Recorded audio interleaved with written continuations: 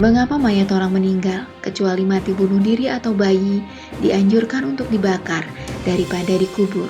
Badan jasmani manusia terdiri dari 5 unsur atau panca mahabhuta, yakni eter, udara, api, air, dan tanah. Eter membentuk pola manusia dengan anggota tubuhnya. Udara membentuk napas, api membentuk api pencernaan, air membentuk cairan tubuh berupa lendir atau darah. Tanah membentuk daging, otot, rambut, gigi, dan tulang.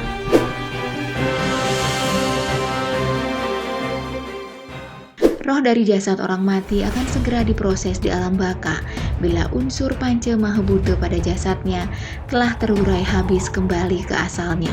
Cara yang paling cepat adalah dengan mengkremasi atau membakar mayat, di mana eter, udara, air, serta api segera menguap ke langit, ke tempat asalnya, sedangkan gigi, tulang, rambut, dan daging menjadi tanah kembali ke tanah. Setelah itu roh baru bisa naik ke langit, ke planet leluhur. Bila tidak dibakar, maka roh si mayat harus tetap di bumi, menunggu jasad atau mayatnya yang dikubur terurai pelan-pelan kembali ke asalnya, di mana panas dalam tanah akan memaksa eter dan udara keluar lewat celah tanah kuburan. Kulit mayat pun jadi berwarna biru kemudian hitam. Eter dan udara yang keluar itu membawa energi buruk atau hitam yang mengotori pikiran orang-orang yang berada di sekitar pekuburan. Pikiran kotor yang mengendap membuat orang menjadi jahat. Menyusul terurainya unsur api di perut dan kemaluan si mayat, sehingga daging mayat mulai membusuk mengeluarkan bau busuk yang mengundang para buta datang untuk makan dan berpesta di kuburan. Kehadiran para buta membawa aura negatif yang dingin menyeramkan dan mengganggu penduduk sekitarnya. Kemudian penguraian unsur air pada mayat menetaskan banyak cacing, belatung, ulat yang ada pada daging mayat sampai tinggal tulang, gigi, dan rambut. Cacing, ulat merusak tanaman, belatung menetas menjadi lalat dan serangga yang mengancam kesehatan badan. Tulang, gigi, rambut yang keras itu tidak bisa terurai menjadi tanah bila tidak terbakar api.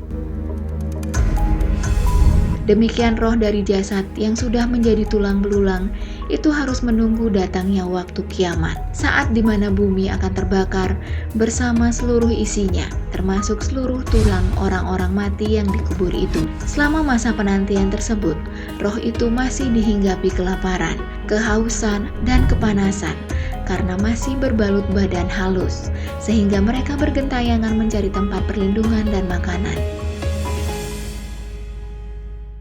Sayangnya keturunan dan keluarga mereka justru takut dan tidak bersedia memberi makan, apalagi tempat bagi mereka. Inilah siksaan kubur yang mereka dapatkan.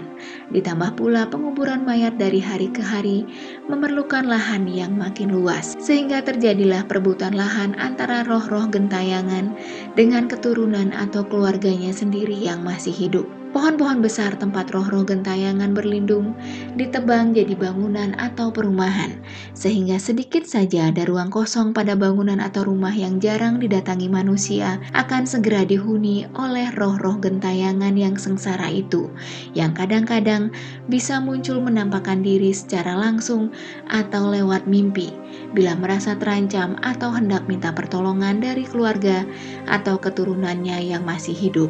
Mayat orang yang mati bunuh diri langsung mendapat badan hantu. Mayat bayi tulangnya lunak seperti daging, sehingga mudah terurai. Keduanya tidak perlu dikremasi.